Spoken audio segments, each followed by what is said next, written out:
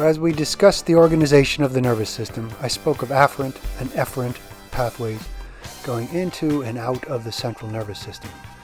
So to keep it simple here, let's stick to the somatic pathway here for a second. Those afferent pathways carried sensory information derived from environmental stimuli out on the periphery detected by receptors around the body. The dendrites of sensory neurons that are hooked up to those receptors carried that information on their axons to the central nervous system. That's the sensory afferent pathway. The efferent pathway are those signals carried from the central nervous system to the periphery by axons of motor neurons innervating skeletal muscle. So there is a stimulus and a response, but in the middle, for all but the very simplest reflexes, there's this whole other world of integration and information processing between the stimulus and response going on in the central nervous system. This integration and processing function is the domain of interneurons, which make up the central nervous system. And while sensory input and motor output is a relatively simple concept, this information processing is a much more abstract and hard to understand concept. So we're going to talk about these integration centers, these brain regions and centers, in very broad terms about their functions in this complex integration function, making sense of sensory information on the one hand and generating or controlling motor output on the other hand. So we're going to talk about the brain today, but we're going to start with the so-called lower regions of the brain and move our way up to the highest regions. All brain regions derive their name from their embryological origin. The brain starts out as an elongated tube along the axis of the embryo and becomes regionalized into what will be the adult structures of the brain. Encephalon means brain, and we're going to be talking about the midbrain and hindbrain derivatives, the mesencephalon, medencephalon, and myencephalon.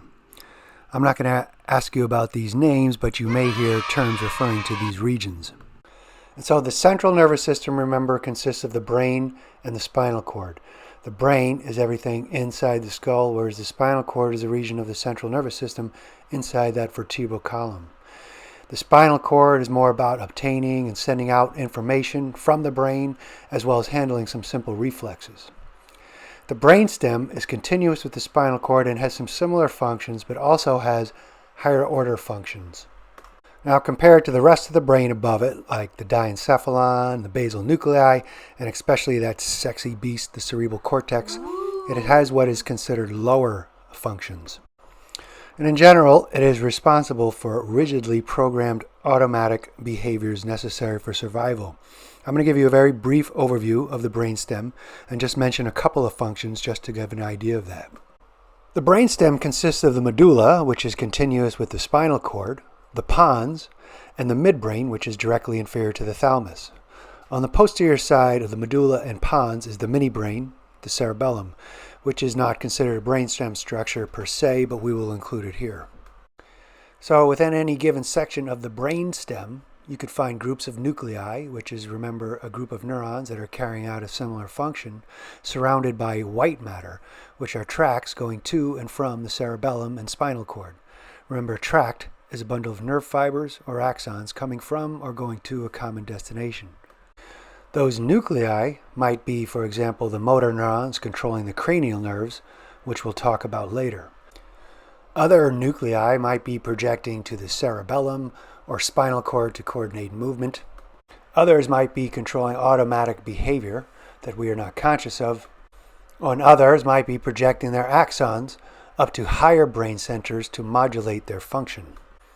And there's also the large white matter tracts going up and down the spinal cord and from the brainstem to the cerebellum, from the cerebellum to the brain, and so on.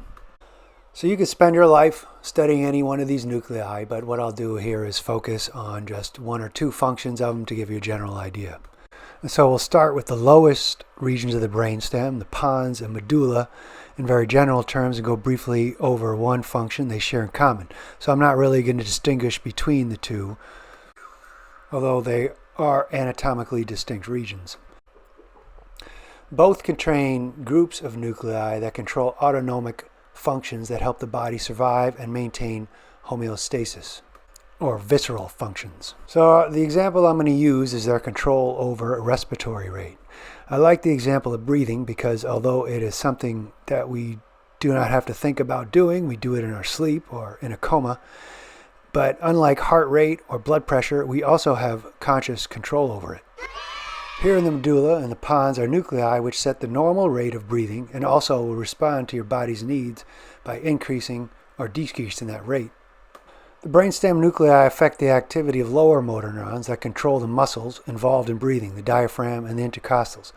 Those motor neurons also receive input from higher order brain regions, which is why we can control breathing as well. As an aside, we do not have similar control or input into the visceral motor neurons that are affecting heart rate and blood pressure and the such. So the medulla and pons are also the location of about half the cranial nerves, so we'll talk about them again when we talk about the cranial nerves.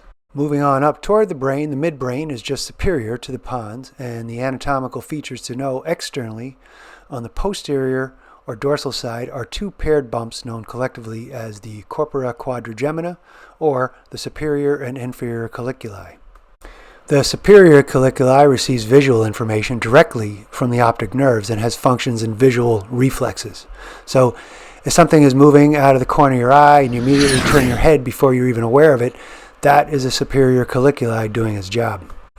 The inferior colliculi functions in a similar reflexive way to auditory input.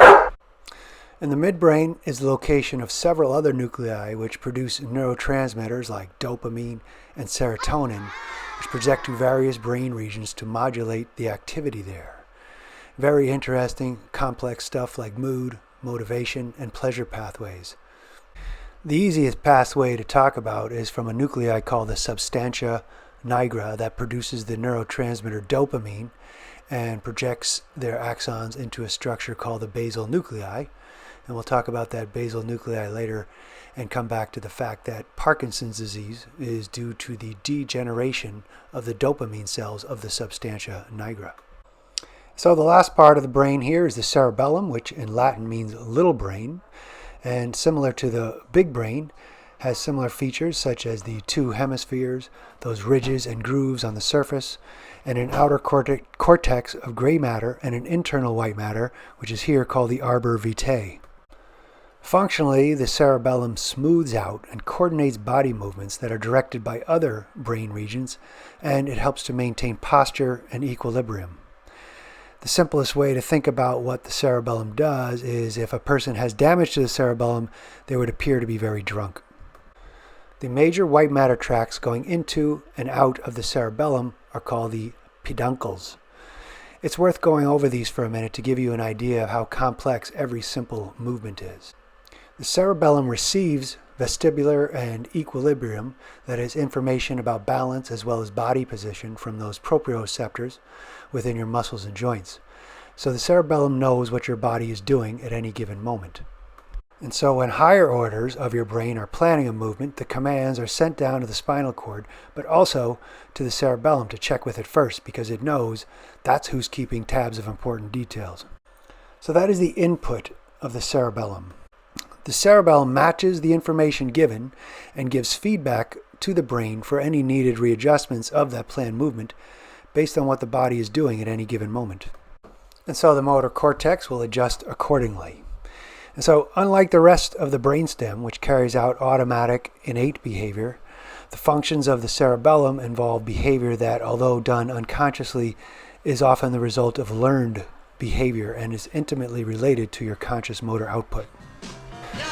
So that's it for the cerebellum and the brainstem. We'll see you next time when we reach the diencephalon.